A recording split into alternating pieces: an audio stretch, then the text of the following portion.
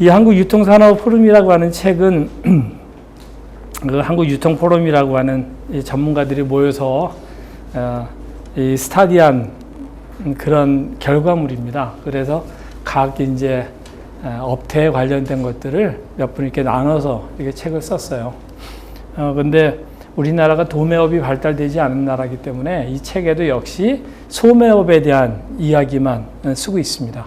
그래서 저도 하여튼 소매업 중심으로 이야기를 하지만 기본적으로 유통을 이야기하면 물류를 얘기를 하지 않을 수가 없어요. 그래서 처음에 개략적인 유통에 대한 이야기하면서 아주 상식적인 이야기들을 좀 해가면서 이 책에서 무슨 얘기를 하고자 하는지, 또 우리가 늘 접하는, 우리가 물건을 살 때 어느 점포를 가든지 아니면 인터넷에서 쇼핑을 하든지 그러잖아요. 그런 데 대한 이야기들을 좀 했으면 좋겠고, 제가 이 책을 보면서 이제 그런 생각을 했습니다. 이 책은 각 그 업태별로 한국의 업태가 이렇게 성장해 왔다. 그리고 미래는 사실 예측하기 어렵잖아요. 그러니까 미래는 이렇게 되지 않을까, 이렇게 간략하게 이야기를 했기 때문에 저는 그 어떻게 하면 이 업태가 막 바뀌고 업종이 바뀌는가, 그런 데 대한 아주 상식적인 이야기들을 하면 여러분들이 어떤 업종이든지 어떤 업태든지 이렇게 보면, 주의 깊게 보면 이렇게 바뀌겠구나, 뭐 그런 것들이 있잖아요. 그런 것들을 좀 이야기를 했으면 좋겠습니다. 저는 그 현대백화점에서 유통을 배웠어요. 현대 자동차로 입사를 했다가 현대그룹은 아무 데나 막 보내거든요. 그래서 저는 현대백화점으로 갔어요. 무역센터 현대백화점 오픈하는 멤버로 가가지고 백화점을 지어본 사람이죠. 그러니까 흔치 않은 경험을 한 거죠. 백화점에 굉장히 많은 사람들이 근무하지만 백화점을 처음부터 아무것도 없는 상태에서 기획해서 공사하고 어떻게 짓고 어떻게 영업을 하고 초기의 어려움을 어떻게 극복하고 뭐 그런 것들을 경험한 사람이 많지 않은데 저는 굉장히 운이 좋았던 것 같아요.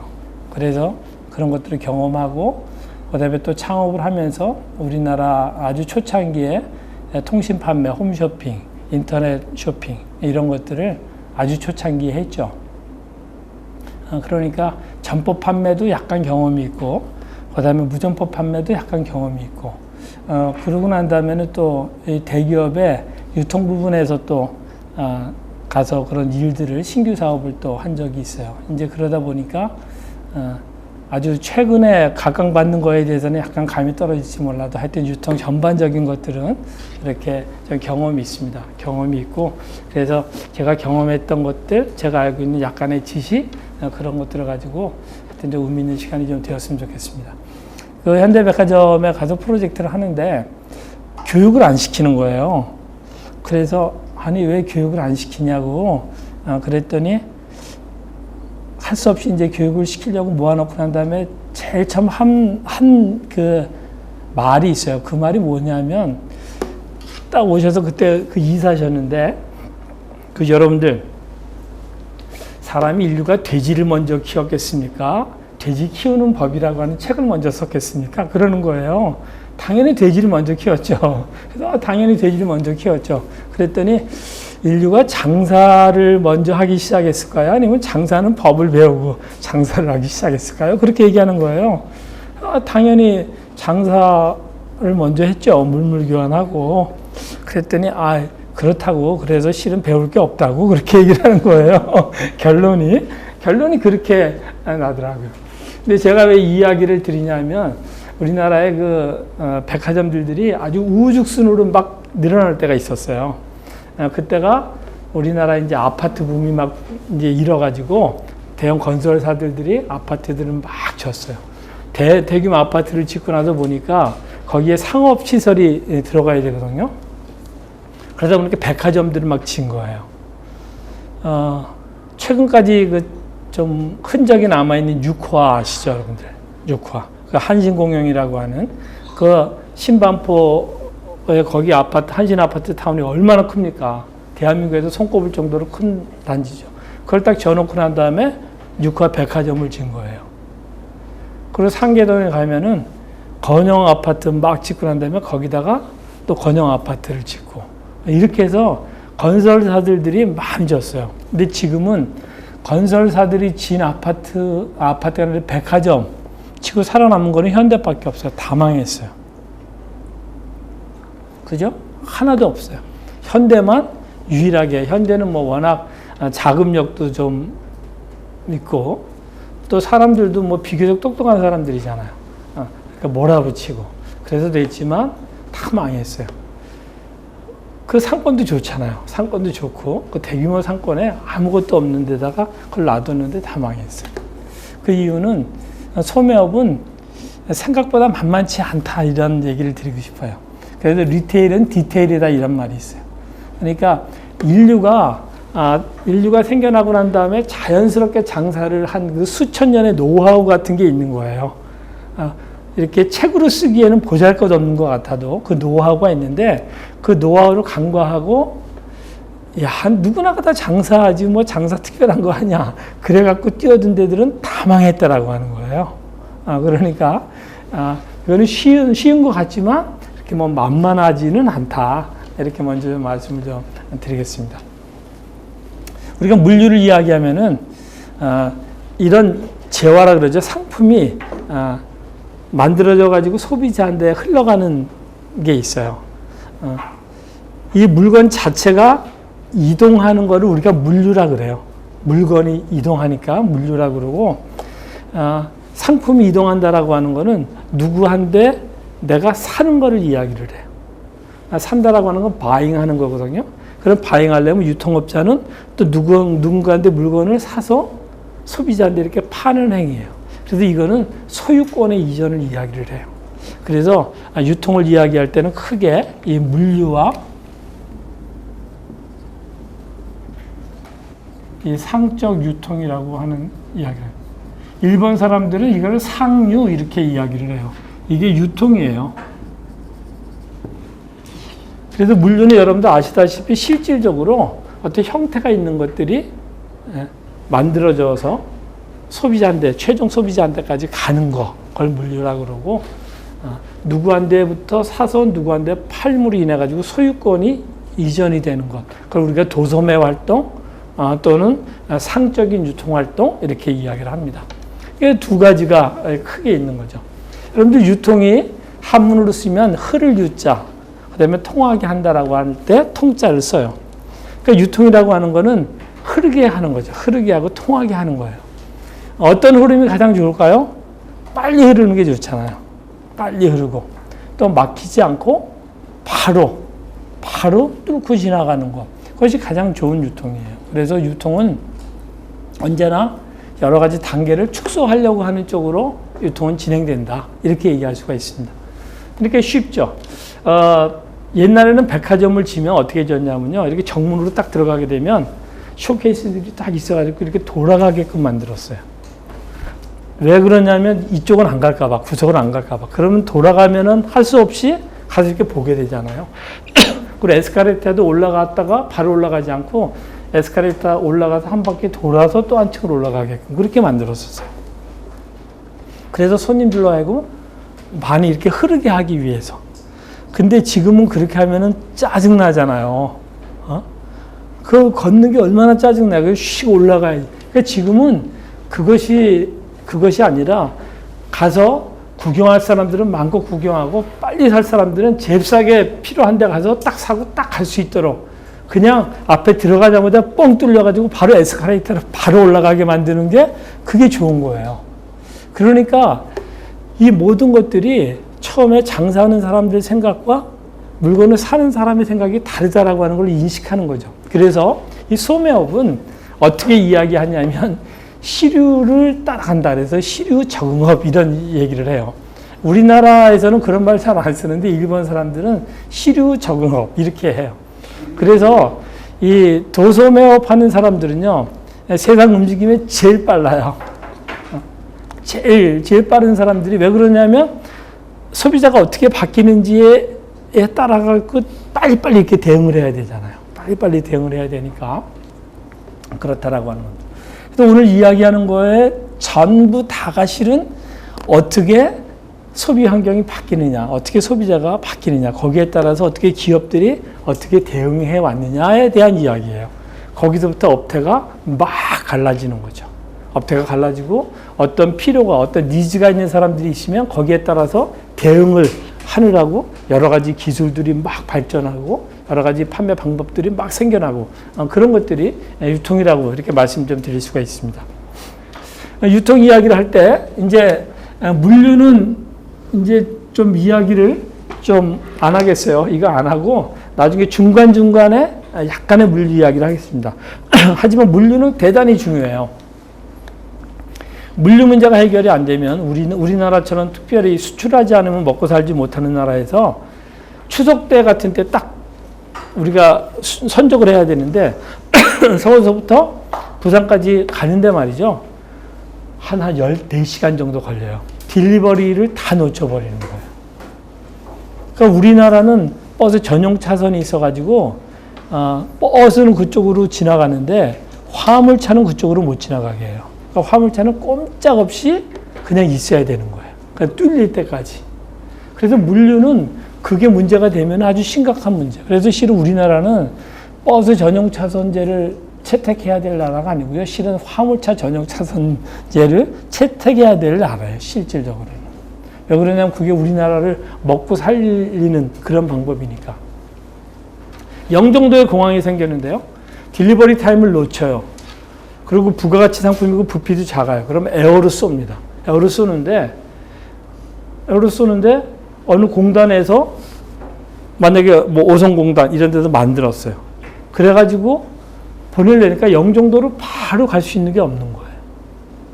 또 그게 영종도 인천공항에서밖에 비행기가 안 떠요. 그러면 부산에 있는 사상공단에서 물건을 만들어가지고 김포공항으로 에어를 쏴요. 그럼 김포공항에서 영종도로 연결이 안 돼요. 우리나라는.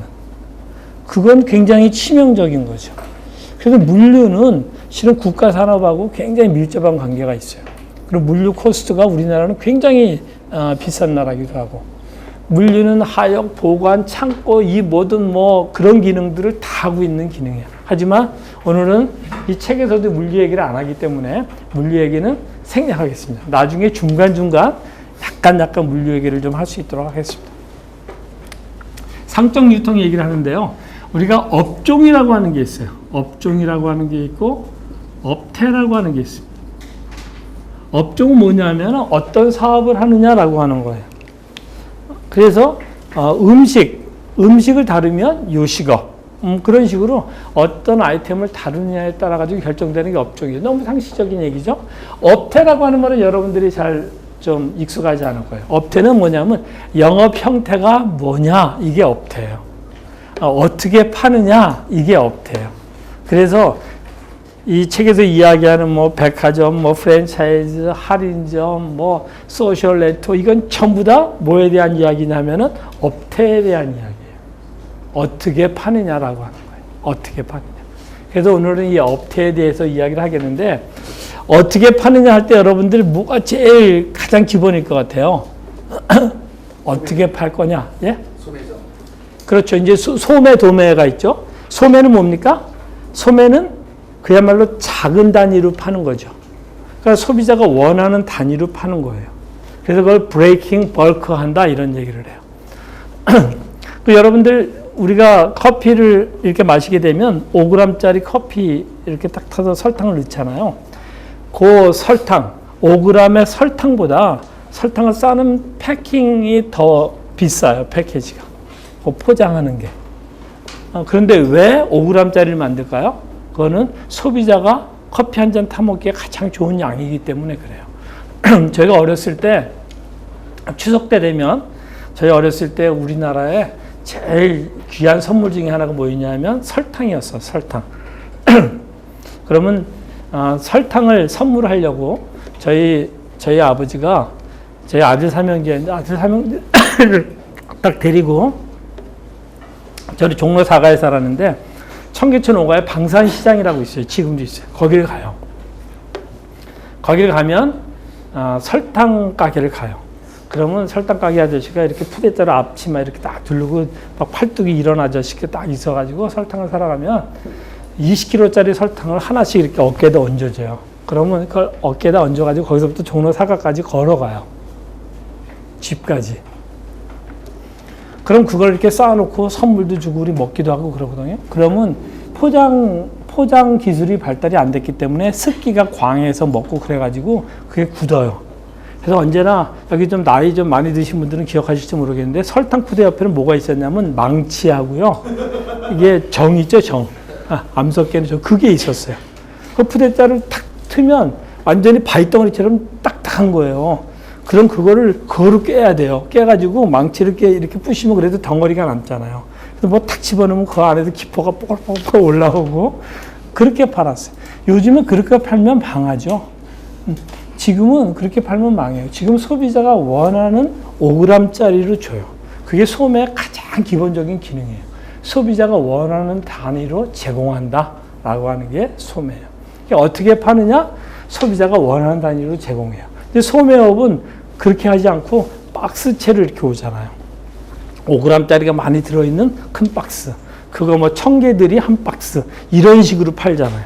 그러니까 파는 단위와 그 어떤 용량의 단위나 이런 것들이 다른 거예요. 기본적으로 어떻게 파느냐에 따라서 도매, 소매를 가르는데요. 여기서는 도매 얘기 안 합니다. 이 책에서는. 그래서 또 소매 얘기만 할 거예요. 자, 판매하는 데 있어서 가장 중요한 게 뭐냐면 점포가 있냐 없냐예요. 점포를 가지고 파냐? 점포 없이 파냐? 여러분들이 아는 점포를 가지고 있는 게 뭐가 있습니까? 여러분들이 아는 거 한번 불러보세요. 그 여자들이 제일 좋아하는데 시간 남으면 쇼핑하러 백화점. 또 어디 있죠? 점포 있는데 네. 할인점 있죠? 네. 슈퍼마켓 네. 어디요? 네, 편의점 CVS. 또 지하상가. 지하상가. 그걸요, 우리 이제 오늘 전문적인 얘기 하잖아요. 지하상가 대단히 중요하죠. 오늘도 강남역 지하상가로 해서 오셨나요? 네. 바로 우리가 상업, 집적, 시설. 이렇게 얘기하는데 그냥 상업시설 이렇게 이야기하십시다. 네. 이거 굉장히 중요한 포인트입니다. 네, 또. 쇼핑몰. 쇼핑몰도 여기에 속한다고 볼 수가 있죠. 뭐 지하상가 이야기하셨으니까 지하상가. 쇼핑센터. 예, 좋습니다. 쇼핑센터는 별도로 적겠습니다. 예? 재래시장.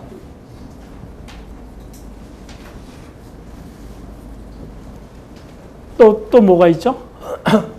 이 정도면 대충 예? 노점. 예, 하여튼 뭐 노점은 이렇게 등등하겠습니다. 뭐 그렇게 얘기하면 뭐 우리 집 앞에 뭐 떡볶이집 뭐 이렇게까지 얘기하면 좀 골치 아프고. 네. 여기에요. 좀 애매하긴 한데 뭐 프랜차이즈는 서비스에 대한 것도 있고 뭐 그런 프랜차이즈 뺍시다. 일단 대충 이 정도면은 여러분들 알만한 데들은 거의 다 나왔나요? 이 중에 우리나라에서는 발달되지 않았는데 이 책에서는 이야기를 하고 있기 때문에 제가 하나 적을게요.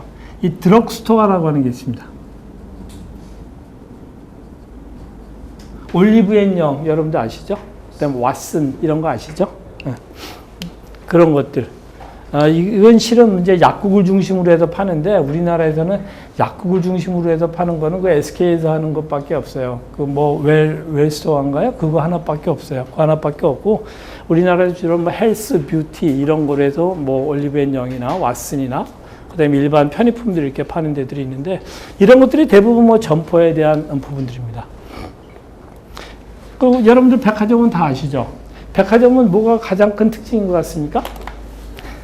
실은 이렇게 질문하는 제가 실은 어리석은 질문한 거예요. 요즘에는요, 다 비슷해요. 다 비슷해요. 왜 그러냐면 자기네 그 업태 하나만 고집하면 망하기 때문에 다 비슷해요. 하지만 기본적으로 백화점이라고 하는 거는 그야말로 백화, 아이템을 여러 개를 판다 이런 거였어요. 본래 백화점에서는 식품을 안 팔았어요. 근데 우리나라는 식품을 팔지 않으면 우리나라는 장사가 안 됐어요. 그래서 우리나라는 주부들이 매일 오라고 식품 갖고 오셨던 거예요. 그래서 특히 미국 같은 데는 백화점 가면 식품이 없어요, 아예. 그러니까 식품은 따로 있죠. 뭐 세이프웨이라든지 크로거라든지 이런 식품 매장들이 따로 있고, 근데 우리나라나 일본은 이 도시명에서 이렇게 컸기 때문에 와서 식품을 사는 것이 굉장히 중요하게 사람들을 끌어모으는 작업을 했어요. 그래서 우리나라는 식품이 발달되어 있는데 요즘은 식품 때문에 굉장히 곤란을 겪고 있죠. 백화점들이. 그리고 그다음에 예전에 우리나라가 유통업이 아주 빈약했을 때는 백화점이 우리나라의 모든 유통업체를 이렇게 대변했어요. 그래서 백화점의 수준이 우리나라 전체 유통업계의 수준이었어요.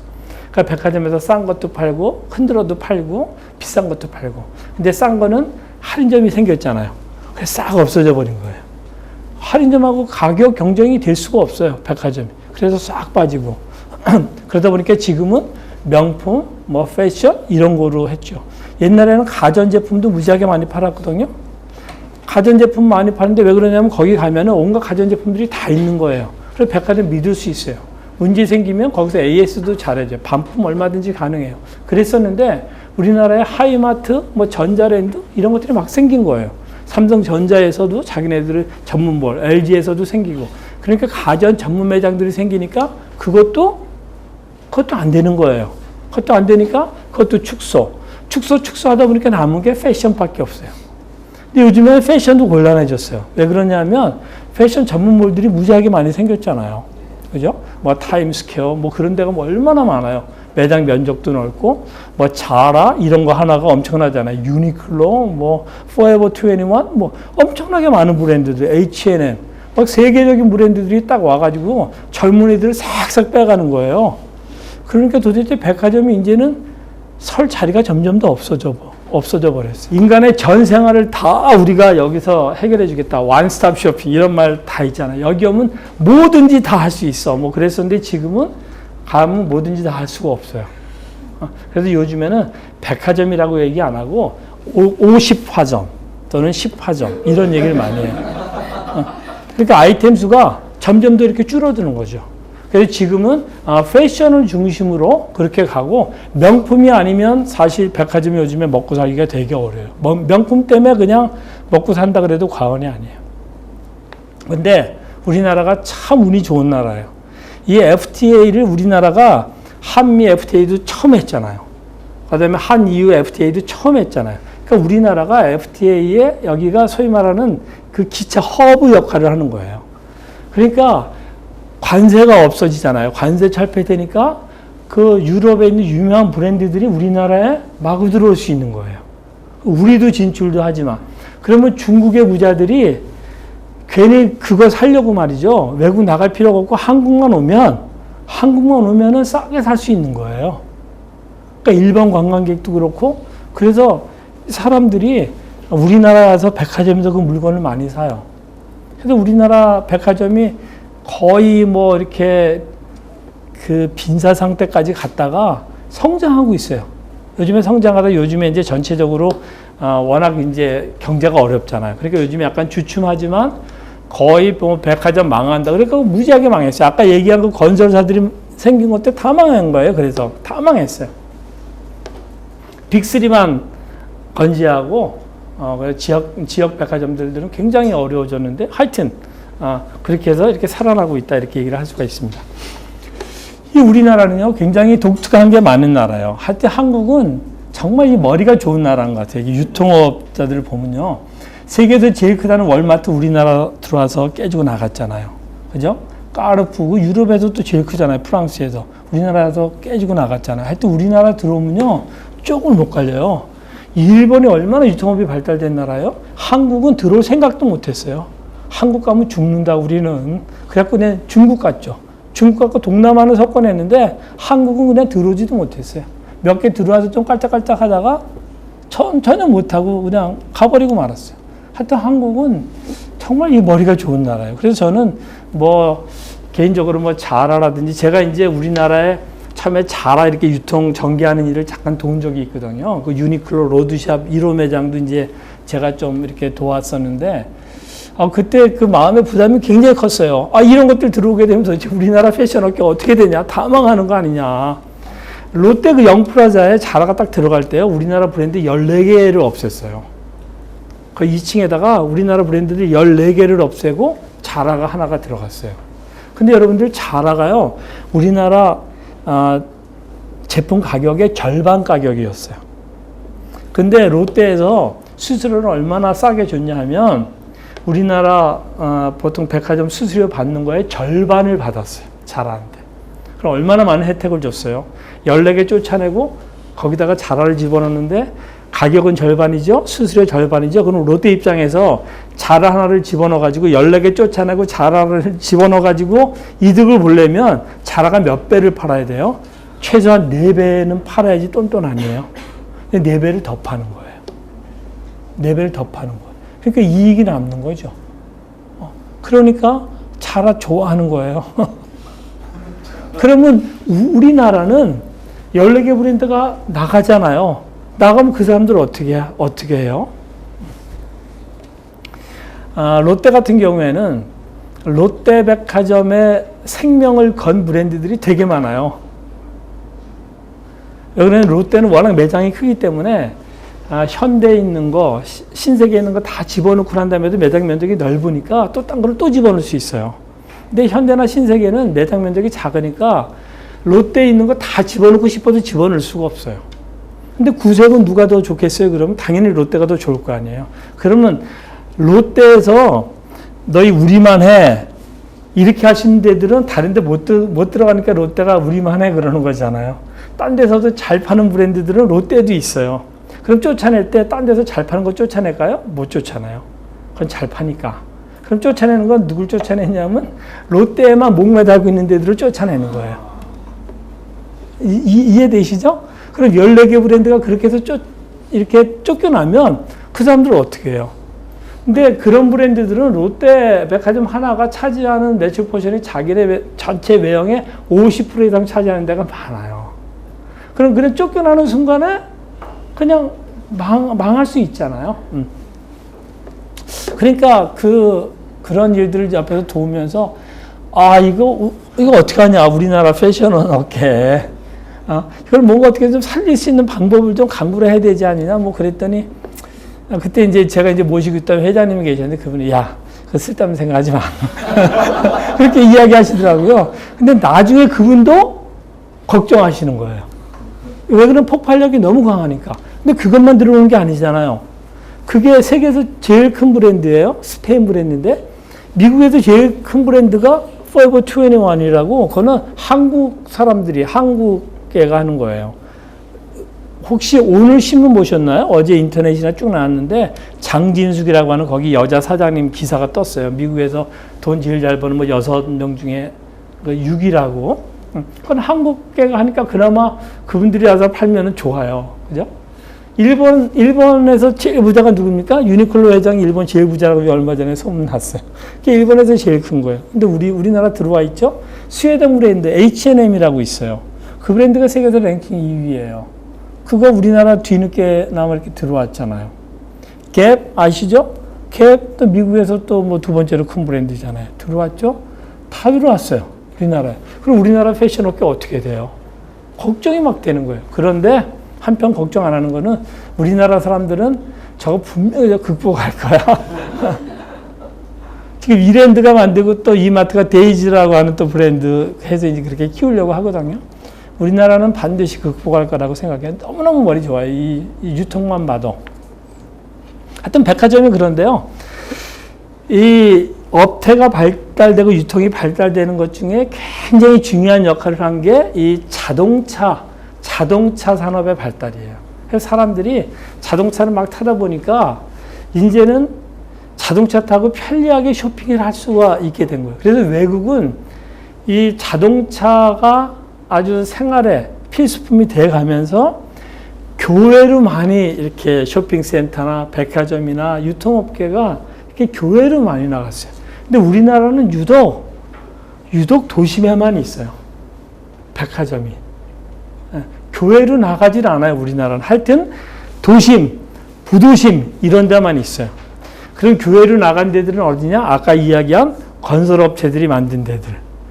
저 상계동에다, 그때 상계동 서울에 외진데였잖아요. 대규모 아파트 만들고 거기다가 한신백화점, 뭐 건영백화점 다 만들고 블루힐 뭐 만들고 다 망했어요. 우리나라는 하여튼 자동차가 많이 발달됐어도 여전히 쇼핑은 우리나라는 도심에서 한다라고 하는 거예요.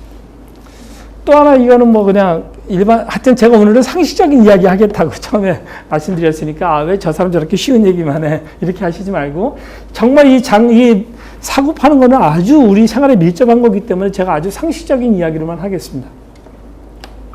자동차가 생기면 멀리 갈 수 있잖아요. 그럼 여러분들 생각해 보십시오. 내가 멀리 차를 운전해 갖고 가서 물건을 사요. 그럼 그 물건이 싸야 됩니까? 비싸야 됩니까? 싸야 되죠. 그죠? 내가 거기 돈 들이고 기름값 들이고 가니까 싸야 되잖아요. 그런데 유통업체는요, 집에서부터 멀면 싸야 돼요. 집에서부터 가까우면 비싸야 돼요. 그래서 여러분들 편의점에서 장 보는 주부 봤나요? 왜 그러냐면 비싸기 때문에 그래요. 바로 집 앞에 코앞에 있는데 얼마나 편해요. 그냥 슬리퍼 신고 나가면 편의점인데 거기서 저녁 창거리 사고 국거리 사면 얼마나 좋아요. 그럼 뭐 골치 아프게 뭐 어디 찾아가지 않아도 되잖아요. 근데 비싸서 못 사는 거예요. 주부들이 얼마나 알뜰합니까? 또 막 비교해 가면서 뭐 비싸기 때문에. 집에서부터 가까우면 비싸고 집에서 또 멀면 싸요. 그럼요, 여러분들 생각해 보십시오. 도시명에 있다라고 하는 거는 가깝잖아요. 그러면 비싸야 됩니까? 싸야 됩니까? 비싸죠.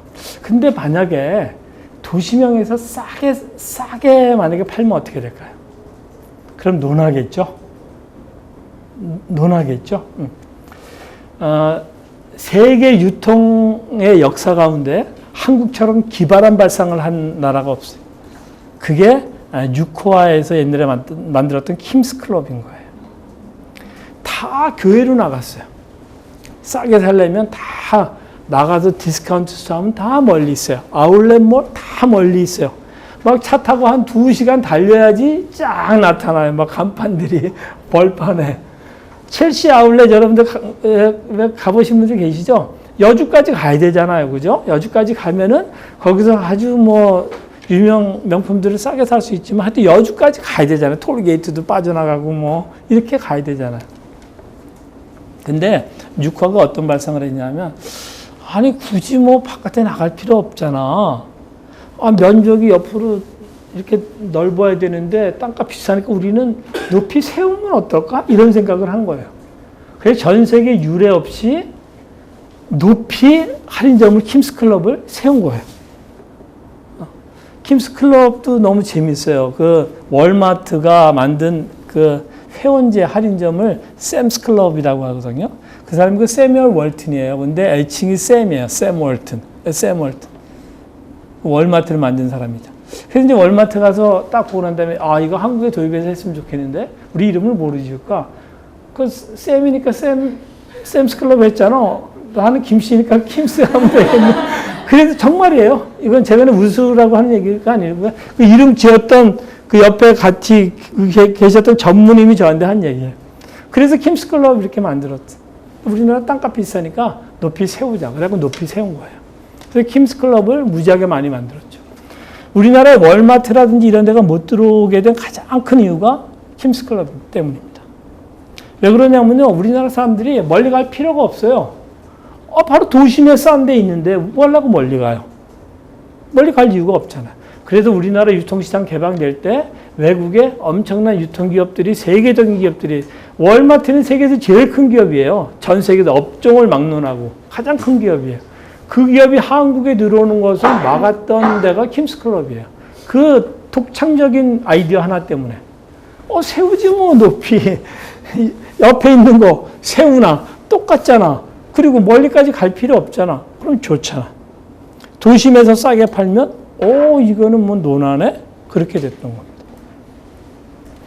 우리나라 1996년도에 이제 유통시장이 개방이 됐어요. 그러면서 우리나라에 그 프라이스 클럽이라고 하는 게 처음 영등포 양평동에 생겼습니다. 지금은 그것이 이제 코스트코예요. 코스트코라고 여러분들이 이야기하는. 그 회사는 본래 프라이스 클럽이라고 하는 회사하고 코스트코라고 하는 회사가 둘이 합병한 회사예요. 미국에서 랭킹 4위, 5위 하는 회사였었어요. 거기서도 제일 큰 회사가 샘스 클럽이었어요. 근데 두 개가 합해가지고 졸지에 제일 큰 회사가 됐었던 거예요. 그쪽 업태에서는. 그래서 우리나라에서는 프라이스 클럽으로 들어왔죠. 근데 나중에 좀 약간의 문제가 생겨가지고 프라이스 클럽을 철수하고 브랜드를 다른 코스트코라고 하는 브랜드로 이렇게 했는데, 점포 하나가 우리나라에 오픈했는데요. 우리나라 전 경제를 흔들어 버렸어요. 가격 파괴. 그거를 우리나라 그냥 전 국토를, 전 경제를 흔들어 버렸어요. 그 점포 하나가 망할지 흥할지 어떻게 알겠어요? 그러잖아요. 우리나라에서 처음 선보이는 건데 망할 수도 있잖아요. 그런데도 불구하고 점포 하나가 딱 오픈했는데 가격 파괴 해가지고 막 우리나라 전체 흔들어 버렸어요. 그런데 창동에 이마트가 생겼어요.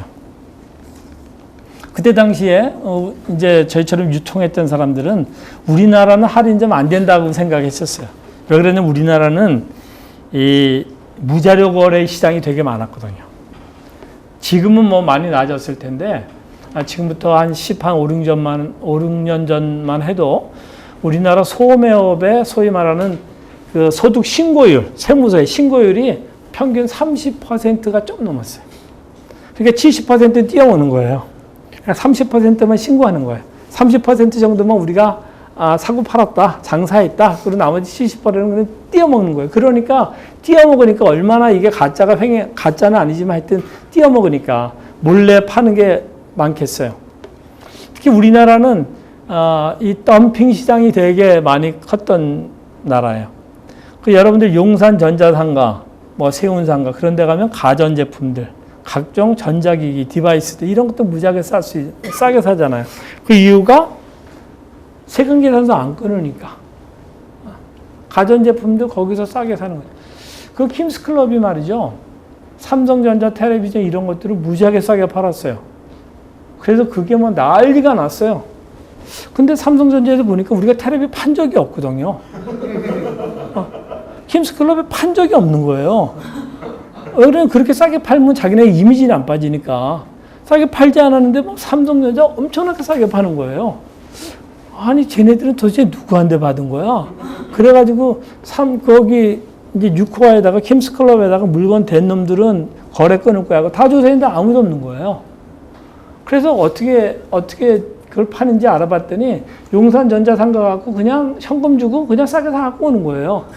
왜 그러냐면 삼성전자 대리점들이 막 삼성전자가 갖다 앵기잖아요. 막 만들어가지고서는 갖다 놓을 데도 없는데 그냥 갖다 앵기고 전표 끊어가는 거예요. 그리고 돈 그냥 자기네들하고 많이 팔면 인센티브 좀 주고 막 만들어갖고 그냥 갖다 놓고 가는 거예요. 차가 와가지고 그냥 내려놓고 몇 개 받았습니다. 사인하고 그냥 가는 거예요. 그러니 그걸 팔아야지 돈이 되잖아요. 그러니까 그걸 갖고 있느니 차라리 용산에다 갖다 파는 게 나은 거예요. 좀 싸게. 그럼 돈이라도 돌잖아요. 그래서 무자료로 걷다 팔아. 또 용산 전자상가 있으면 뉴코아에서 와서 트럭 가지고 와갖고 또 무자료로 사가는 거예요. 그걸 고객한테 파는 거예요. 싸게. 그러니까 뭐 그런 일들이 너무 많은 거죠. 음료시장? 저 경동시장 가면요. 여러분도 콜라 한 박스에 얼마 될까요? 이마트에서 사는 거에 적어도 한 60%에 살걸요? 가면 뭐 맥주, 뭐 콜라, 사이다 산더미 같이 싸놓고 덤핑시장 파는 거예요. 평화시장 가면 의류 막 팔잖아요. 오늘부터 이 제품은 현대백화점에서 팔기 시작했습니다. 딱 그렇게 써 있어요. 근데 보면 정말 오늘부터 우리 파는 거예요. 제가 목격한 사실이에요. 제가 그 현대백화점에 있을 때 승려고 바이오였잖아요. 그래가지고 그 덤핑 쪽을 잘 아는 그 사장이 있어서 제가 아주 부탁을 했어요. 나 좀 거기 좀 구경 좀 시켜줘. 어떻게 파는지 좀 알고 싶다 그랬더니 마침 제 군대로 같이 근무는 안 했는데 하여튼 같은 부대에 있었던 친구예요. 제 후배 정도 돼. 그러니까 선배님 너무 그런 것까지 하면은 뭐 다치는데요. 뭐 이러면서 너무 궁금한 거예요. 그래서 가봤더니 정말 너무 유명 브랜드 우리가 오늘 물건 들어와가지고 오늘 매장에 깔았는데 거기 갔더니 똑같은 제품이 파는 거예요. 오늘부터 현대백화점 어디서 팝니다 하고 우리 가격 딱 있는데 뭐 29만 8천원인데 찌 긋고 10만 원 이렇게 파는 거예요. 그러니까 어떻게 하겠어요? 그래서 망한 브랜드 많아요. 저도 이제 나중에 이제 제조업체 가가지고 그걸 좀 해봤는데요. 이렇게 원단을 갖다가 뭐 별얘기를 다 합니다. 우리나라 같은 그런 나라 있었어요. 원단을 쫙 갖다 이제 본을 뜨잖아요. 소위 말하는 패턴이라고 하는 걸 갖다가 막 지게로 잘리면 그거 가지고 이제 옷을 봉제해가지고 만들잖아요. 컴퓨터 CAD라고 하는 게 있어요. 그 패턴을 안 치는 게. 그 CAD가 가장 그 로스율을 적게 해가지고 막 기계가 알아서 그냥 요리 돌리고 저리 돌리고 해가지고 패턴을 쫙 깔아요. 그럼 거기에 따라서 기계를 딱 깔아요. 근데 그 패턴사가 그걸 안 치는 거랑 CAD가 안 치는 거, CAD 그 기술자들, 그 공부 많이 한 기술자들 비싸게 들여다가 CAD 또 소프트웨어 되게 비싸잖아요. 그거 갖다가 막 기계로 하는 사람하고 초등학교밖에 안 나가고 이 의류회사에서 패턴사로 있었던 사람들이 있어요. 이렇게 줄자 목에 걸고 있는 사람들. 그분들이 패턴을 딱 깔잖아요. 본을 떠가지고 이게 훨씬 더 로스율이 적은 거예요. 이해가 되세요, 여러분들? 우리나라 사람은 되게 똑똑하다니까요. 기계 그 CAD보다 훨씬 효율이 좋아요. 그래가지고 보통 원단에서 이제 발주를 할 때 원단을 좀 로스율을 감안해가지고 주구동력. 그러면 한번 딱 들어가게 되면 물량이 많은 것들은 최소한 10% 이상이 거기서 나오는 거예요. 완제품이. 그냥. 그 여러분들 길거리 가다 보면 가끔 이렇게 차 세우고 막 이런 사람들이 있잖아요. 이거 회사에서 물건 나온대요. 이거 좀 사세요. 이런 사람들. 그런 사람들이 그런 유통을 못 잡아가지고 차에다 이렇게 해가지고 자기 용돈 벌라고 차 세워가지고 파는 사람들이에요. 그렇게 해서 팔아요. 라벨을 잊어먹었다? 그럼 100% 그거는 덤핑 시장에 나온다 그러면 100%예요. 라벨 있는 거 없는 거 차이 크잖아요. 그래, 라벨 잊어먹었는데, 라벨이 이게 1000개가 들어와야 되는데, 잘못 카운팅 했나 봐요. 100개가 없어요. 이런 것들 있잖아요. 그러면 라벨 줘야 되잖아요. 라벨이 없대는데. 그래야지 1000개가 입고될 거 아니에요. 그럼 1000개 입고되고 100개가 평화시장에서 돌아다닌다고 보면 돼요. 라벨 있고 없고 차이가 라벨 없으면 5만 원인데 라벨 있으면 10만 원에 팔거든요. 29만 8천 원짜리를. 그런 식으로 우리나라는 덤핑 시장이 무지하게 발달된 나라이기 때문에 우리나라에서는 할인점 안 된다고 생각을 했었어요. 그런데 할인점이 오픈하니까 미친 듯이 가서 사는 거예요. 아줌마들이. 그때 저희 회사는 천호동에 있었는데 천호동에 있는 아줌마들이 창동을 가는 거예요. 큰 원창동. 그래서 너무 좋으니까 흥분해가지고서는 거기서 막 쇼핑하고 난 다음에 다리 아프잖아요. 물건을 너무 많이 샀어. 거기서 택시 타고 와. 창동에서 또 천호동 택시 타고 오면은 거기 갈 이유가 없어요. 딴 데서 사도 충분하죠. 근데 비싼 거 주고 또 다리 아프니까 또 뭐 냉면 하나 먹고 뭐 이러고 오면은 시간대를 버리고 그냥 끝나는 거예요. 그럼에도 불구하고 사람들이 미친 듯이 간 거예요. 그때 많은 유통하던 사람들이 그 우리의 실수를 우리가 인정하기 시작했어요. 소비자들은 정상적으로 싸게 파는 것들을 되게 원했구나라고 하는 그런 거였었어요. 그래서 하여튼 이 자동차의 발달로 인해 가지고 교외로 나가면서 이렇게 싼 물건을 파는 데들이 많아졌죠. 요즘에 할인점들은 굉장히 딜레마에 빠져 있어요. 할인점이 한참 성장해가지고 소위 우리나라 업태 가운데 가장 큰 업태로 백화점을 제끼고 업태 1위가 됐어요. 이 판매 규모에서. 근데 우리나라가 워낙 면적이 작으니까 더 이상 다점포화를 할 데가 없는 거예요. 더 이상 그 큰 매장을 낼 수가 없어요. 보통 인구 한 10만 명당 뭐 할인점 하나면 좋다 이렇게 했는데 이미 그 수요를 지났어요. 근데 계속 기업이라고 하는 거는 성장해야 되잖아요. 성장해야 되니까 어떻게 돌파를 할까? 그래가지고 생겨난 게 SSM이라고 하는 거 있죠. 슈퍼마켓이라고 하는. 유통에서 얘기하는 이 슈퍼마켓은요, 우리 동네 앞에 있는 뭐 새나라 슈퍼마켓 이걸 얘기하는 게 아닙니다. 그거는 그냥 가게예요. 유통업계에서 얘기하는 슈퍼마켓은 할인점에서 식품만 있는 거, 그런 것들을 여러분들이 연상하시면 딱 맞아요. 근데 그렇게 하려면 면적이 크게 필요하잖아요. 그거보다 줄여서 아까 얘기한 것처럼 백화점이 50화점으로 이렇게 줄어든 것처럼 그 중에서 많이 팔리지 않는 아이템은 제외하고 많이 팔리는 아이템으로 더 대량 구매해서 더 싸게 만든 게 SSM이죠. 그런 거를 막 깔기 시작한 거예요. 뭐 홈플러스 익스프레스 이런 것들이 있죠. 그런 것들을 쫙 이렇게 내다 보니까 이제 요즘에 특별히 뭐 경제 민주화 이게 이번 대선의 화두잖아요.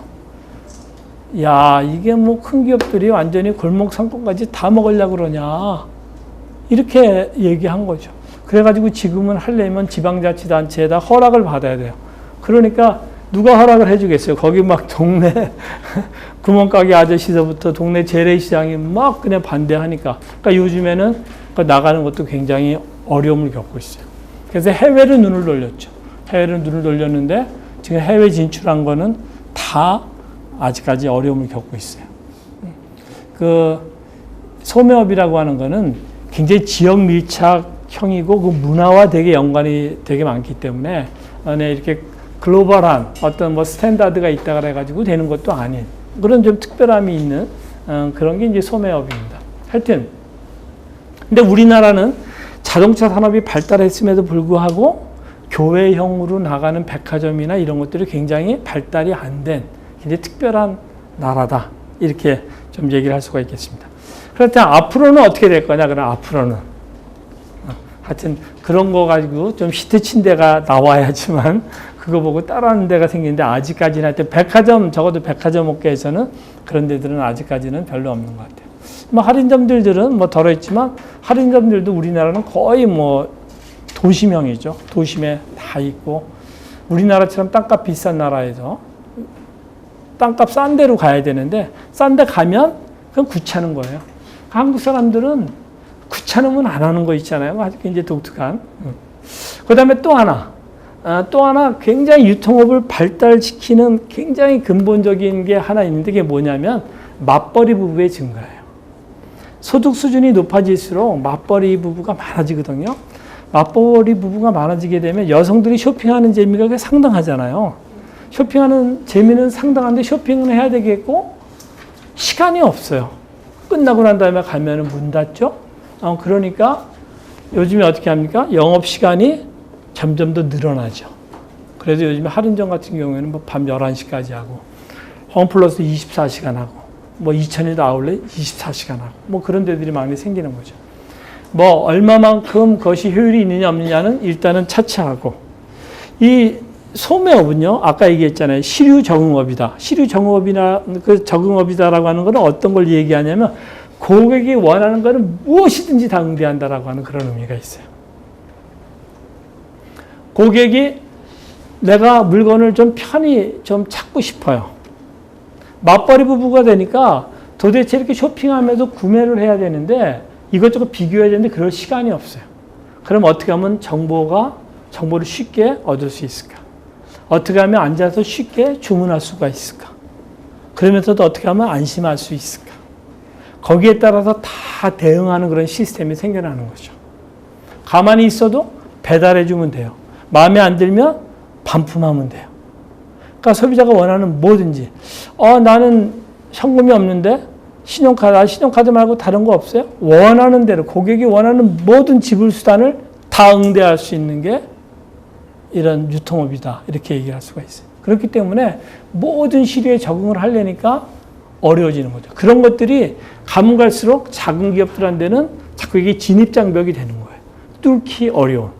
그리고 우리나라 백화점이나 이런 데서 서비스 수준을 엄청나게 높여놔가지고요. 이제 후발업체들은 기본적으로 그 서비스를 충족시키지 않으면 제대로 사업을 영위할 수가 없어요. 여러분들 이 토요일 날 귀한 시간에 오셨으니까 여러분들의 인격에 약간 손상만 여러분들이 감수하면은 옷 한 벌 사가지고 1년 사시사철 새 옷으로 갈아입을 수 있어요. 옷을 한 벌 일단은 사세요. 기본적으로 초기 투자는 하셔야 되니까. 딱 사시고 잘 입으세요. 그 다음에 시즌 되면 이제 새 옷 딱 나오잖아요. 그럼 백화점 가서 바꿔달라 그러세요. 그러면, 왜 바꿔요? 여기가 좀 결려요. 그러면 와서 판매사분들이, 저 손님 괜찮으신데요? 내가 걸리는데 왜 네가 괜찮니? 바꿔줍니다. 100% 바꿔줘요. 무엇이든지 원하는 대로 다 바꿔줘요. 그 대신에 여러분들한테 별명이 하나 생기죠. 판매사원들끼리 통용되는 별명. 피해라. 뭐 그런 거 있잖아요. 떴다. 뭐 이런. 근데 얼마든지 그 정도로 됐어요. 그거 왜 그러냐면 백화점이 매입을 하지 않기 때문에. 모든 업체가 다 재고를 가지고 있기 때문에 그래요. 근데 한 업태가 그렇게 우리나라 서비스 수준을 딱 높여놓으면 그 다음에는 그렇게 하지 않으면 할 수가 없어요. 비즈니스를 할 수가 없어요. 그래서 지금은 할인점이든 뭐든 다 해줍니다. 뭐 홈쇼핑이고 뭐 다 해줍니다. 연말 되면 이제 홈쇼핑이나 이런 데는 비상 걸려요. 근데 우리나라는 업체들끼리 정보를 공유하지 않기 때문에 금년에는 뭐 GS 홈쇼핑, 내년에는 CJ 오쇼핑, 그 다음에는 현대 홈쇼핑 이렇게 이용하시면 여러분들 전혀 지장이 없어요. 파티를 가야 되는데 좀 뭔가 이렇게 주얼리는 좀 하고 싶고 돈은 없고 그렇잖아요. 그러면 주문을 딱 하세요. 주문을 딱 하고 가서 파티 다 즐기시고 반품하세요. 반품하면 다 받아줍니다. 그럼 처음에 뭐 이렇게 쉽게 반품이 되겠어요? 그럼 약간의 여러분들의 인격에 손상이 가지만 약간의 거짓말을 하시면 됩니다. 나 이것 때문에 우리 엄마한테 맞아 죽을 것 같아요. 지금 난리 나서 쫓겨나게 됐어요. 다 바꿔줍니다. 우리 남편이요, 이혼하재요. 그럼 다 바꿔줍니다. 다 바꿔줍니다. 근데 그 정보를 공유하지 않기 때문에 GS에서 사면 그 다음에는 가면 이제 블랙리스트에 딱 오르잖아요. 그러면 거기서 아주 그거를 교묘하게 손님 온갖 친절하게 다 하면서 그걸 피하려고 많이 노력하잖아요. 그러니까 힘들잖아요. 여러분들 이것도 돌파하려면. 그러니까 이제 내년에는 CJ 오쇼핑에다 전화해서 아주 우아하게 주문하시고 반품하시고. 그 다음에는 현대 홈쇼핑에, 현대는 제가 있던 데니까 현대 하지 말고 롯데 홈쇼핑에 그렇게 해서 하시고. 얼마든지. 그 정도로 이렇게 하여튼 서비스 수준이 굉장히 높아졌다. 이렇게 얘기를 할 수가 있습니다. 근데 이제 그런 게 뭘 얘기하냐면 소비자가 원하는 거는 뭐든지 다 응대한다라고 하는 거예요. 기본적으로. 소비자가 원하는 모든 것들은 다 해줄 수가 있다. 요즘에는 여러분들이 정보도 이런 뭐 그 소셜 네트워크나 이런 것들을 통해 가지고 얼마든지 많이 얻을 수 있잖아요. 뭐 그렇다라고 합니다. 하여튼 뭐 백화점, 할인점 여러분들 다 아시죠? 그래서 할인점은 요즘에 그런 여러 가지 문제가 생겼어요. 그리고 처음에 할인점을 만들 때는 땅도 굉장히 싼 뭐 공장 부지 뭐 이런 데다가 했어요. 우리 인테리어도 아주 심플하게. 그래서 그냥 이거 몇십 년 후면 한번 10년 후면 헐고 다시 리뉴얼한다. 뭐 이런 식으로 생각을 했었던 거예요. 근데 홈플러스가 후발업체로 딱 뛰어들면서 이게 후발업체인데다가 유통에 대한 경험이 없는 회사잖아요. 삼성물산이니까. 그리고 영국의 테스코라고 하는 회사와 뭐 합작을 했지만 노하우가 없는데 이 사람들이 어떻게 생각했냐면 아까 그 유코아 생각하고 똑같은 생각인 거예요.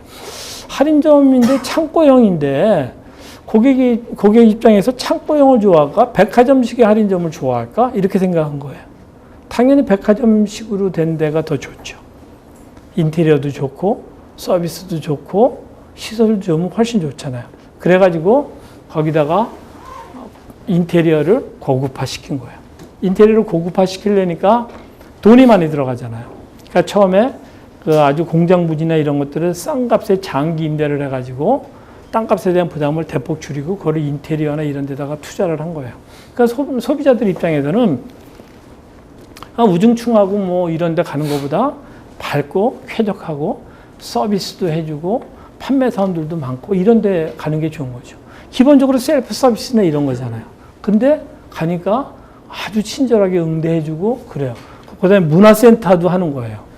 옛날에 백화점에서만 문화센터 하는 줄 알았더니 문화센터를 할인점이니까 문화센터도 싸게 해주는 거예요.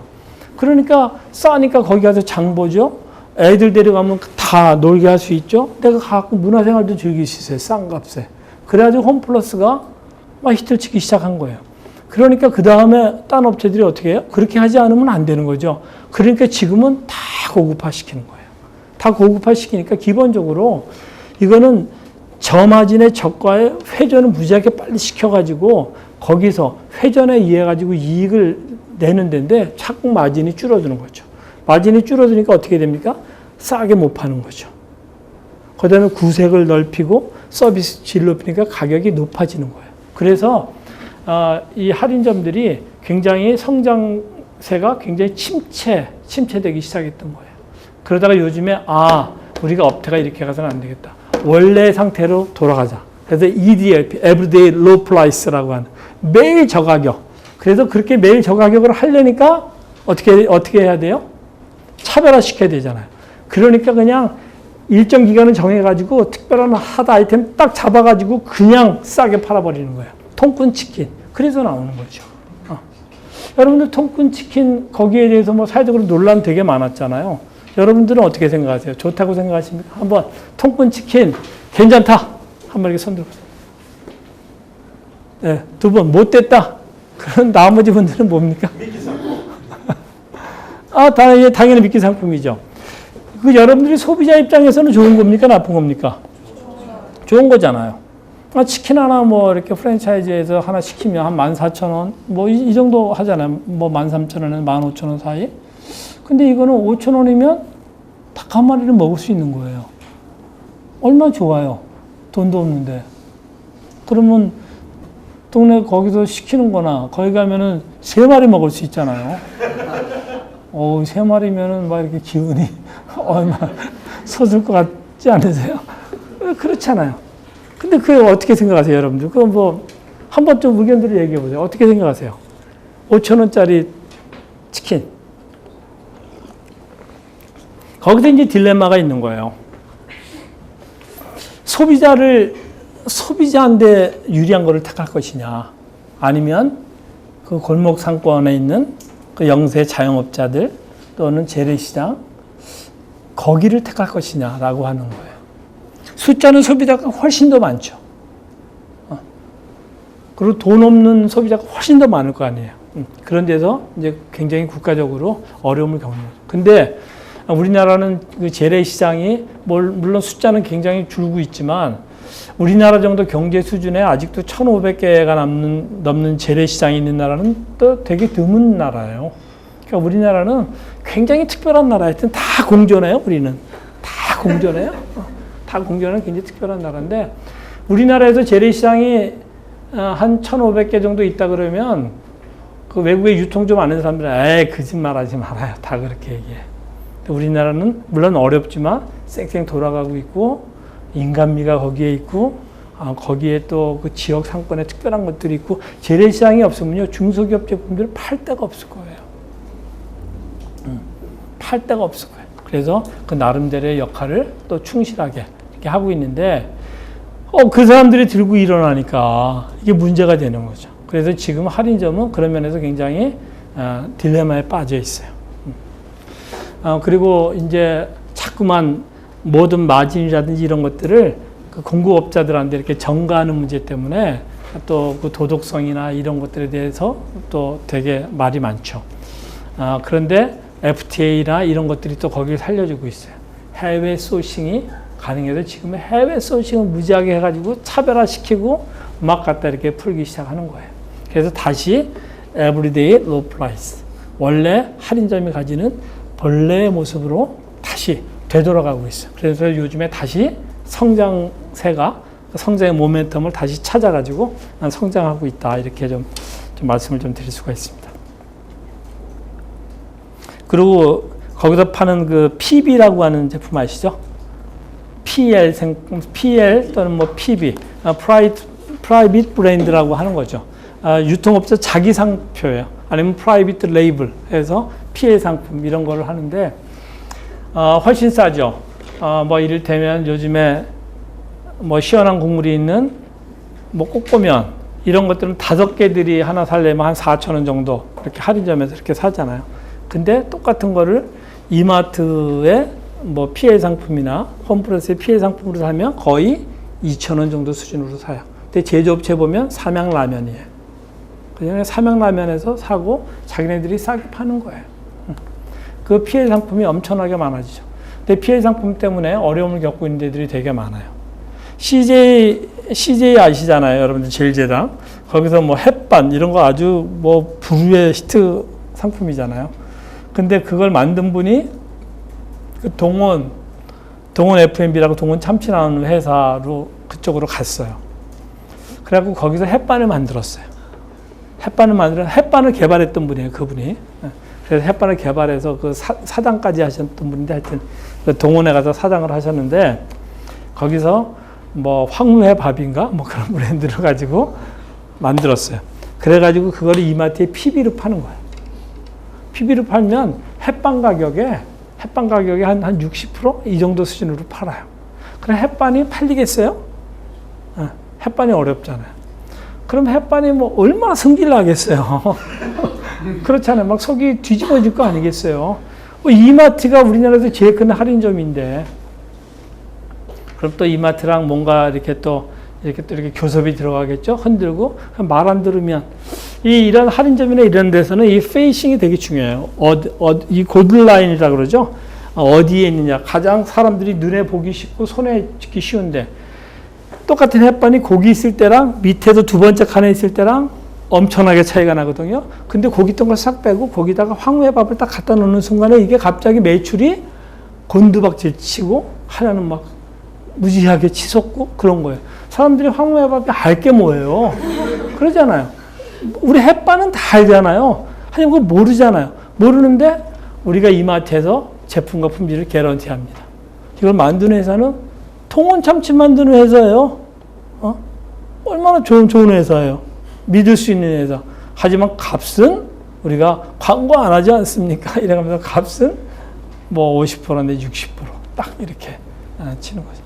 그래서 그 PL이라든지 이런 것들을 가지고 많이 이렇게 차별화시키는데 실은 이런 PB나 PL이라고 하는 거는 우리나라는 그 너무 유통업자가 이제 힘이 세졌어요. 그래가지고 소비자인데 좋다라고 하는 이유 하나만 가지고 약간의 횡포도 있고 좀 부도덕한 면도 있어요. 근데 본래 유통업계에서 PB를 만드는 거는 이런 거예요. 유통업자는 소위 말하는 정보를 가지고 있는 사람이에요. 유통업자는 소비자들 정보를 많이 가지고 있고 한쪽에서는 공급업자들 정보를 많이 가지고 있어요. 그래서 소비자들이 뭘 원하나 이걸 알아가지고 그 많은 공급업자들 중에서 초이스를 하는 거예요. 이렇게 셀렉션을 하는 거죠. 셀렉션을 해가지고 딱 갖다 놓고 사십시오. 이렇게 되는 거거든요. 그러면 소비자 입장에서는 나를 대신해가지고 구매를 해주는 사람들이에요. 알아서 좋은 제품들을. 그리고 여기서 다 QC하고 품질 검사하고 시험 분석해가지고 안정된 것들을 주니까 믿고 살 수 있는 거죠. 근데 사회가 바뀌고 있어요. 사회가 막 바뀌어서 새로운 고객들의 니즈나 새로운 원하는 게 있는데 기존 업체들이 그거를 잘 파악하지 못할 경우가 있어요. 그때 소비자들이 원하는 거를 소비자랑 같이 이렇게 맞닥뜨려져 있는 유통업체가 소비자 정보를 제일 잘 알거든요. 이 사람들이 소비자가 뭘 원하는구나. 그걸 알아가지고 딱 봐가지고 제일 처음에 하는 일은 뭐냐면 그 제품이 있는지를 찾는 거죠. 막 찾아가지고 있으면 그걸 갖다가 놓으면 돼요. 근데 없어. 그게 없으면 개발하는 거예요. 그게 원래 PB의 의미인 거예요. 근데 우리는 그게 아니라 이게 말 안 들어. 야, 이거 햇반 좀 싸게 팔았으면 좋겠는데, 야, 햇반 이거 너무 비싸다. 한 개 500원 하는 거 400원으로 좀 내려. 그랬더니 못 내리겠대. 말 안 듣잖아요. 근데 햇반을 빼려니 그 매출이 어마어마해. 뺄 수가 없어요. 승질 나네. 그러면, 야, 동원, 일로 와봐. 야, 너 이거 한번 만들어 볼래? 근데 유통업계 한 데는 걔네들에 대해 원가 분석 다 돼 있잖아요. 야, 이거 뭐 얼마까지 맞춰봐. 그러면 그거 들어가면서 그럼 그 대신에 우리 요번에 만두 하나 개발했는데 그거 집어넣을 수 있어요? 오케이, 해줄게. 이래가지고 개발하는 거예요. 그래가지고 그 PBPL이라고 하는 것 때문에 너무나 많은 그 시장의 혼란도 야기될 수도 있고, 근데 소비자 입장에서는 좋은 거죠. 그러니까 할인점이 그런 짓을 막 해도 국가에서 가만 내버려둔 이유가 있어요. 걔네들 때문에 좀 소득 수준이 좀 낮아져도 싸게 살 수 있잖아요. 그것 때문에 굉장히 큰 기능을 한 거죠. 국가 경제적으로 보면. 여러분들 가끔 뭐 그런 거 있죠. 뭐 중국 제품 안 쓰고 한 달 살아보기 뭐 이런 거. 특히 미국 사람들 같은 경우에 전부 메이드 인 차이나인 거예요. 그러니까 중국 제품을 사용하지 않고 한 달 사는 게 얼마나 힘든지. 근데 그 중국 제품 때문에 우리의 삶이 풍요로운 거예요. 싸게 살 수 있으니까. 근데 그런 기능들을 할인점이 했기 때문에 그런 역기능도 있고, 그렇지만 그냥 많이 봐주고 넘어가고, 그렇게 하고 메이커 입장에서도 헛소리 못하는 거예요. 국민한테 좋은데 어떻게 해요. 그 여론이 엄청나니까. 근데 요즘에는 그런 뭐 이런 사회적인 책임 문제, 특히 요즘에 환경 문제, 뭐 교통 유발을 시키고 교통 체증을 야기하고 뭐 CO2 배기가스 문제, 뭐 이런 문제, 그다음에 냉방 온도를 낮추고 뭐 이런 것들, 이런 문제 때문에 자꾸 제동이 걸리기 시작하고, 거기다가 이제 요즘에는 뭐 의무휴일제도 생겼잖아요. 근데 지금 그거 갖고 시비 걸어가지고 뭐 위법이죠. 당연히 위법이죠. 장사하는 걸 어떻게 막을 수가 있겠어요. 근데 그러는 순간에 국민들 감정은 되게 기분 나쁘잖아요. 야, 쟤들 좀 너무 심하다. 하루 쉬지. 너희 쉰다 그래가지고 우리가 딴 데 가서 사냐? 하루 기다렸다가 가서 사잖아. 뭐 국민들이 그렇게 생각하잖아요. 그거 쉬면은 딴 데 옆에 그거 쉬는 날 옆에 구멍가게 가서 사라고 쉬는 거 아니에요. 근데 안 사요. 그럼 어느 날 쉬어요? 맨날 전화로 물어봐. 그날 안 하고 문 열면 가서 뭐 개떼처럼 가서 사고 그러니까. 그게 참 어려움이 많은 거죠. 그래서 하여튼 아까 뭐 재래시장도 이야기하셨는데, 재래시장 문제 굉장히 아주 심각합니다. 여기 할인점에서 꼭 우리가 빼놓지 않아야 될 것들이 있어요. 그게 뭐냐면 카테고리 킬러라고 하는 겁니다. 전문점인 거예요. 근데 우리나라는 아쉽게 카테고리 킬러들이 다 깨지고 나갔어요. 토이즈알라스라고 세계에서 제일 큰 소위 말하는 그 완구점이 있어요. 그 이제 롯데가 해가지고 왔는데, 토이즈알라스 단독으로 했다가 전혀 이렇게 뭐 재미를 못 보고 있죠. 하여튼 우리나라에서 이 토이즈알라스 우리나라 갖고 오려고요. 우리나라 유통업체들이 정말 줄을 나래비로 섰던 데예요. 거기 가면은 정말 완구 매장이 어마어마하거든요. 저도 출장 가면은 토이즈알라스에 가서 거기서 많이 놀았어요. 애들 물건도 많이 사고. 너무 싸고 좋고 너무나 다양하니까. 근데 우리나라에서는 재미를 못 봤어요. B&Q라고 또 생활용품점도 저쪽 뭐 구리에도 하나 있었고, 저쪽 어딥니까? 저 구로역 있는 데다가 굉장히 큰 매장이 있었는데 뭐 판판이 다 깨졌어요. 우리나라는. 카테고리 킬러. 이 카테고리 안에서는 내가 아주 죽여주겠다. 똑같아요. 영어 자체가. 내가 킬러가 될 것 같아. 내가 죽여주겠다. 여기서는 끝내주겠다라고 하는 거거든요. 근데 우리나라에서는 못 봤어요.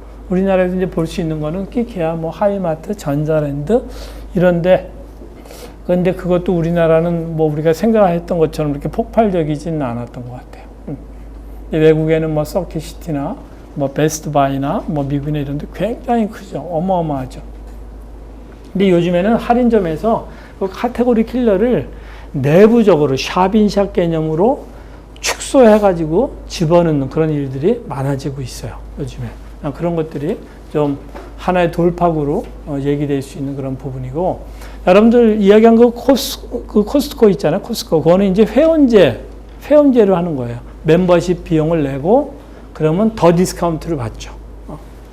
근데 회원제 그 할인점 같은 경우에도 요즘에 이제 롯데에서 그걸 시도하려고 하는 그런 움직임이 있죠. 킴스클럽에서도 좀 했었어요. 했다가 킴스클럽 나중에 폐지하고 말하는데, 그래서 제일 싼 업체는 코스트코예요.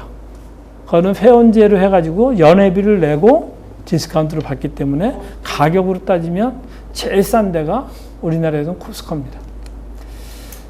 그 재미난 얘기를 하나 해드릴게요.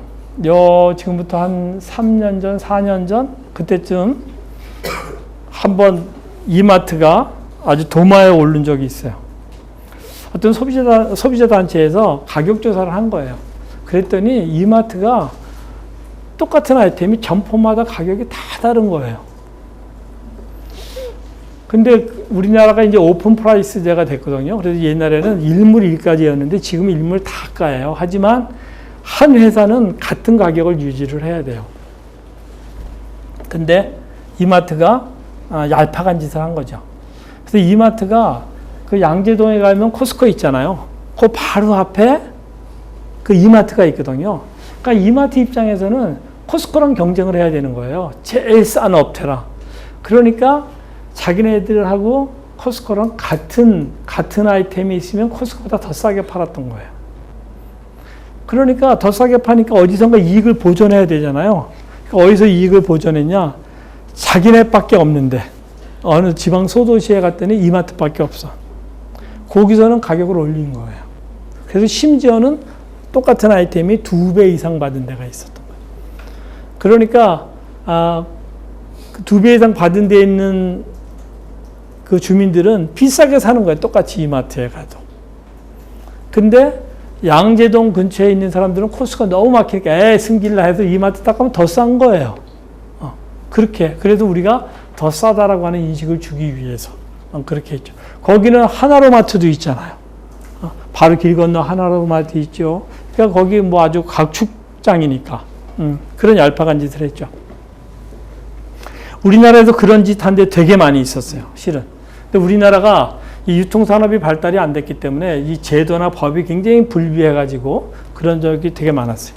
제가 뭐 전자랜드 하이마트 얘기했으니까 그냥 얘기 하나 할게요. 여기 이제 길거리예요. 여기 전자랜드가 있어요. 여기 하이마트가 있어요. 그냥 그냥 예를 들을게요. 40인치 뭐 평면 TV가 이렇게 뭐 100만 원이다. 근데 이걸 찍 긋고 여기다 80만 원 이렇게 적었어요. 그러면서 여기다 어떻게 얘기하냐면 우리가 제일 쌉니다. 우리보다 더 싸게 팔면 차액의 2배를 돌려드리겠습니다. 딱 이렇게 프랭카드를 딱 붙인 거예요. 그러니까 하이마트 사장이 딱 보니까 자식들 봐라. 너희 죽었어. 라고 40인치 평면 TV를 100만 원인데 찍고 70만 원 다 이렇게 적었어요. 어디 가서 사시겠어요, 여러분들? 어디 가서 사시겠어요? 전자랜드 가서 사요? 왜 그러죠? 여기 계신 분들은 수준이 아주 상당하세요. 70만 원을 하고 여기 가서 딱 사갖고 가요. 야, 그래 이제 부인한테 막 얘기해요. 야, 둘이 박 터지게 싸워. 그 80만 원인데 내가 70만 원 샀었다. 그랬더니 여보, 그 프레카드 못 봤어? 차액의 2배로 되돌려준다는데 반품하고 여기 가서 얘기하면은 20만 원 되돌려 받을 수 있어. 이렇게 되는 거죠. 그러면 하이마트는 어떻게 될까? 처음에 막 사갔는데 대부분 남자들이 사가죠. 근데 집에 갔다 오더니 갑자기 다 반품해.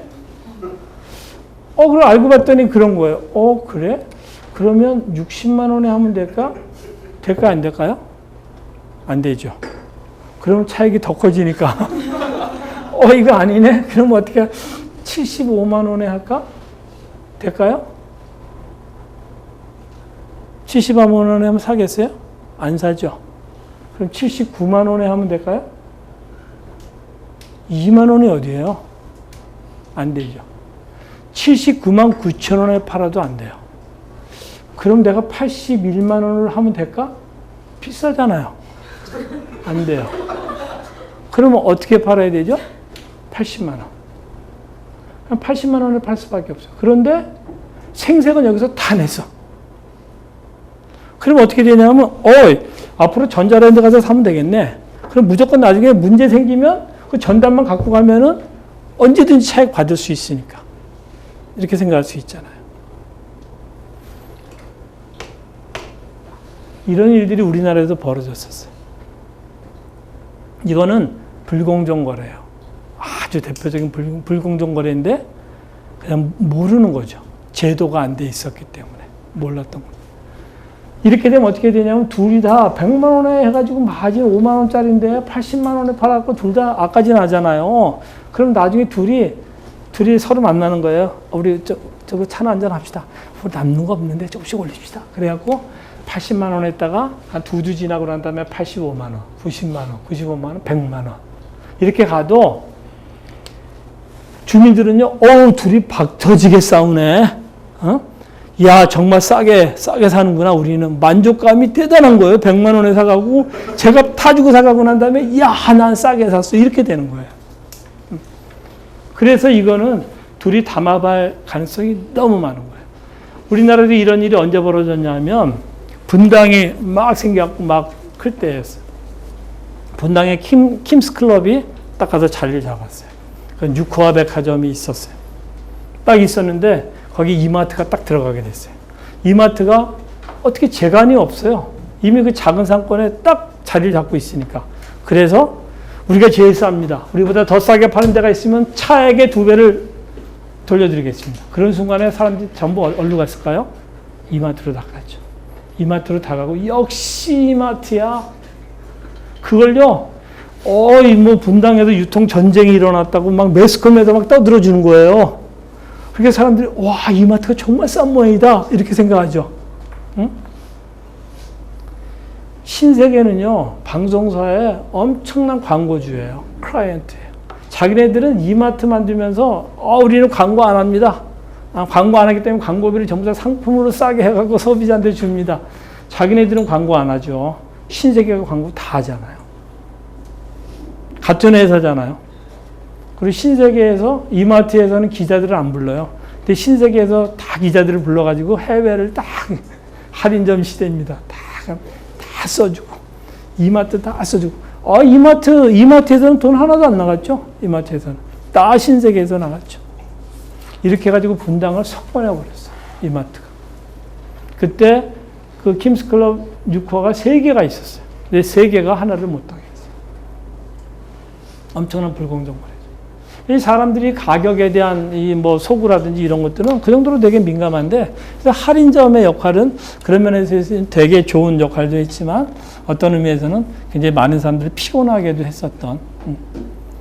그러니까 당연히 재간이 없는 거죠. 계속 싸게 팔아야 되니까 굉장히 시스템적으로 구비가 되지 않으면 이게 비즈니스 자체가 성립되기가 되게 어려운 그런 부분입니다. 근데 우리나라가 이제 드디어 이제 소득 수준이 2만 불 뭐 이렇게 넘어가고 이렇게 되면 할인점 중에서도 아까 얘기한 카테고리 킬러가 이제는 막 발전하기 시작하는 그런 단계에 우리나라가 이제 접어들었어요. 그래서 요즘에 그런 면에 있어서도 테스트를 할 겸 많이 그 안에 전문 샵들을 많이 집어넣습니다. 특별히 아웃도어 쪽에서 요즘에 뭐 자전거 열풍이잖아요. 자전거에 관련된 것들을 특별히 싸게 한다든지, 뭐 가전제품을 특별히 싸게 한다라든지 이런 식으로 많이 이렇게 하고 있다. 이렇게 좀 얘기를 할 수가 있습니다. 그래서 이런 뭐 맞벌이, 그 다음에 또 자동차, 이런 것들이 굉장히 좀 영향을 많이 미치고요.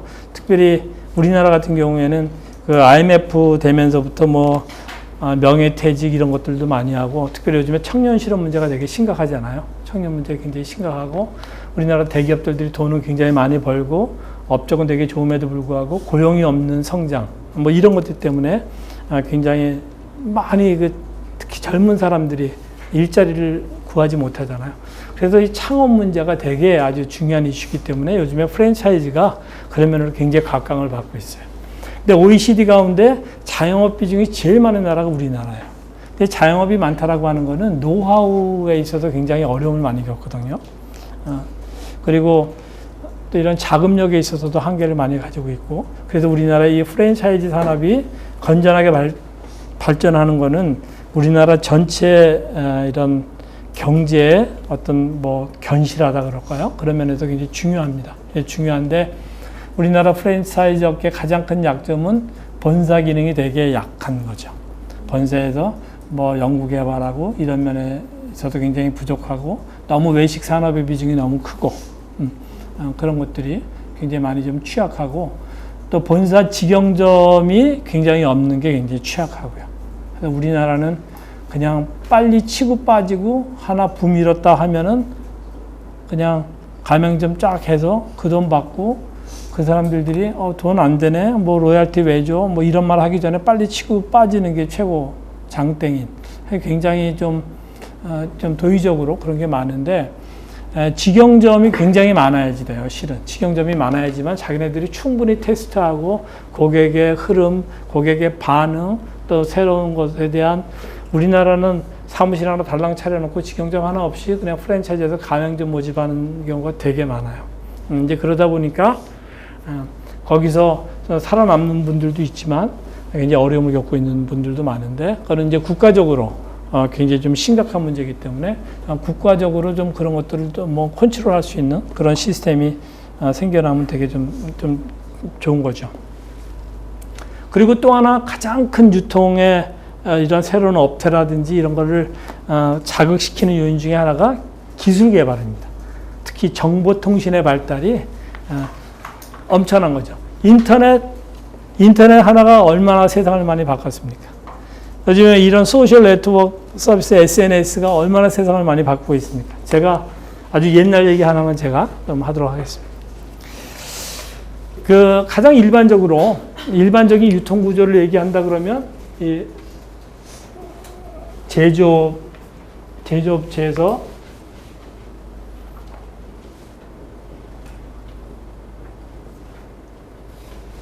도매상한데 굉장히 많아요. 굉장히 많은데 그냥 가장 심플한 소매점이 있고 여기서 소비자한테 가는, 그냥 가장 간단한 구조가 이런 거라고 한번 이렇게 생각을 해보시죠. 우리나라는 이 도매업이 굉장히 발달이 안 됐기 때문에 그냥 스킵한다고 생각을 해요. 제조업에서 가장 어떤 물건을, 제품을 하려면요, 기획하고 난 다음에 구매를 하죠. 원부자재 구매하죠. 그 다음에 여기서 생산을 합니다. 그 다음에 판매를 하죠. 여기 제조업체에서 가지고 있는 이런 기능들이에요. 가장 심플한 기능들. 구매하게 되면 이렇게 원부자재를 구매하잖아요. 원부자재를 구매할 때 어떻게 하면은 경쟁력 있는 제품을 만들까요? 원부자재 구매를 잘해야 되겠죠. 잘한다라고 하는 거는 아주 질 좋은 원부자재를 싸게 받아야 될 거 아니겠어요? 그러면 경쟁력이 생기잖아요. 그럼 싸게 구입하려면 어떻게 해야 되죠? 현금을 가지고 한꺼번에 왕창 사면은 싸게 살 수 있어요. 10개 사는 것보다 100개 살게. 그럼 100개 사면 좀 더 깎아줘. 그럼 깎아주죠. 현금 줄게. 막 현금 갖고 흔들면 더 싸게 살 수 있어요. 구매할 때 그렇게 대량 구매하고 현금으로 살려고 하는 이유는 뭘까요? 경쟁력을 높이기 위해서. 그렇잖아요. 그래서 원가를 낮추면 우리의 경쟁력이 높아지죠. 생산은 어떻게 할까요? 어떻게 하면 생산에서 가장 경쟁력을 가져갈 수 있을까요? 생산 코스트를 낮춰야 되잖아요. 생산 코스트를 낮추려면은 한꺼번에 효율적으로 생산을 해야 되니까 대량 생산해야죠. 대량 생산하고 생산 설비를 아주 효율적으로 풀가동시켜야 돼요. 그래서 대량 생산을 하면은 코스트가 낮아지죠. 그러면 경쟁력이 높아지죠. 그러면 어떻게 되냐면 여기서는요, 재고만 산더미 같이 쌓여요. 재고만. 그럼 여태까지는 어떻게 했냐면 판매에서 소매점이나 도매점이나 소비자인데 어떻게든지 하여튼 알아서 갖다 앵기고 잘 파는 사람이 최고 잘하는 거예요. 아까 말씀드렸잖아요. 덤핑 시장. 왜 그러냐면 삼성전자에서 하청조가 만들어요. 왕창 만들었어. 왕창 만들어가지고 그냥 쫙 뿌리는 거예요. 그냥 갖다 주는 거예요. 알아서 해. 우리 갖다 줬어. 사인했어. 딱 그거예요. 그냥 너무 심플해요. 그래서 여기서 잔뜩 재고만 있는 거예요. 그래서 이 재고 때문에 녹아나는 거죠. 근데요, 정보통신이 무지하게 발달돼가지고 여기 소매점에서 소위 말하는 포스라고 하는 게 있어요. 포인트 오브 세일, 판매 시점 관리. 고객이 물건을 딱 사는 순간에 바코드 쫙 읽히거나 스캔 딱 하게 되면 어느 물건이 어떤 제품이 얼마짜리가 몇 개 팔렸는지 바로 알 수 있어요. 그러죠? 그럼 그 정보가 부가가치 통신망으로 연결만 되어 있으면 바로 이 소비자 정보가 도매점, 제조업 다 갈 수 있어요. 그럼 제조업에서는 바로 판매, 생산, 구매로 다 갈 수 있어요. 리얼타임으로. 딱 스캔하는 순간에 쫙 알 수 있어요. 쫙 알 수 있어요. 그래서 지금은 이 정보통신 하나 발달로 인해 가지고 모든 순서가 바뀌었어요. 소비자가 물건을 딱 사는 순간에 거기에 따라서 재고를 대응하고 거기에 따라서 생산하고 거기에 따라서 원부자재 구매해라. 흐름이 완전히 바뀌었어요. 이거를 옛날식 표현으로 칼스라 그래요. 뭐냐면 commerce at light speed이에요. 빛의 속도로 상거래가 이루어진다라고 하는 말을, 그래서 칼스라고 하는 말을 예전에 많이 썼었어요. 정보통신이 발달되면서.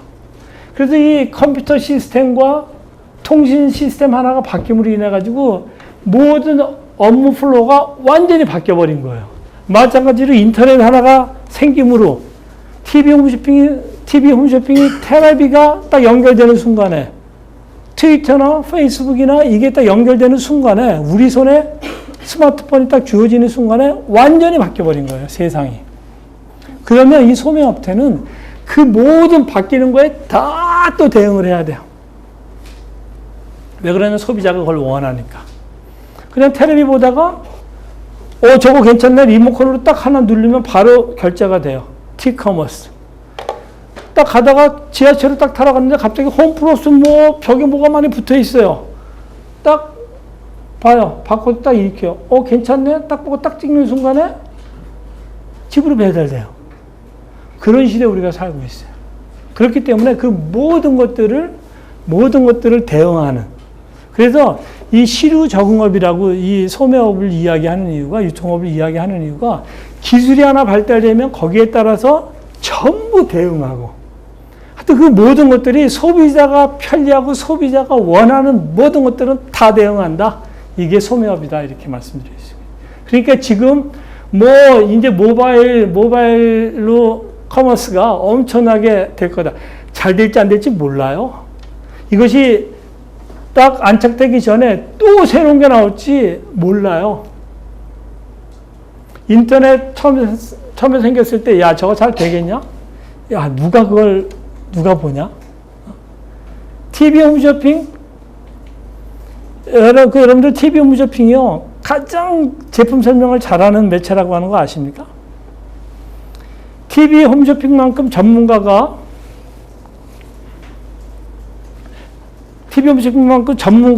잘 설명하고 PD가 잘 연출하는 게 없어요. 가장 질 좋은 정보를 줄 수가 있어요. 폭발적으로 일어났죠.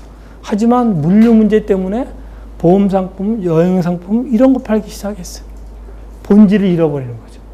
그냥 모든 것들이 경영의 효율하고서도 관련이 있겠지만 하여튼 이 유통업이라고 하는 거는 여러 가지 기술 발달 또는 우리 삶의 환경이 바뀌고 여러 가지 라이프 스타일이 바뀌고 여기에 따라서 끊임없이 진화하고 끊임없이 변화되는 것이 유통업이다. 이렇게 보시면 됩니다. 그래서 여러분들이 유통업을 잘 보시려면요. 내가 어떻게 바뀌었는지를 늘 주의 깊게 보면 내가 이걸 하려고 그러는데 이거를 해결해 주는 데가 없네? 그러면 반드시 거기에 따른 한 업체가 생겨나거나 그런 서비스를 제공하거나 이런 일이 반드시 생긴다라고 하는 거예요. 그래서 여러분들이 이 유통에 대한 관심을 좀 가지시고 책을 보시거나 점포를 가시거나 그럴 때마다 뭔가 하나 달라졌다 그러면 뭐가 바뀌었기 때문에 그랬구나. 뭐가 바뀌었을까? 그런 것들을 늘 주의 깊게 보시면 유통업이 발달되는 그런 것들을 좀 피부로 느끼실 수가 있고 여러분들한테도 또 새로운 뭔가 비즈니스의 기회나 또 우리나라 유통산업이 많이 발전해가지고 우리의 삶이 정말로 행복한 그런 삶이 될 수 있도록 좀 많이 관심을 가져주시고 성원해 주시고 그랬으면 좋겠습니다. 고맙습니다.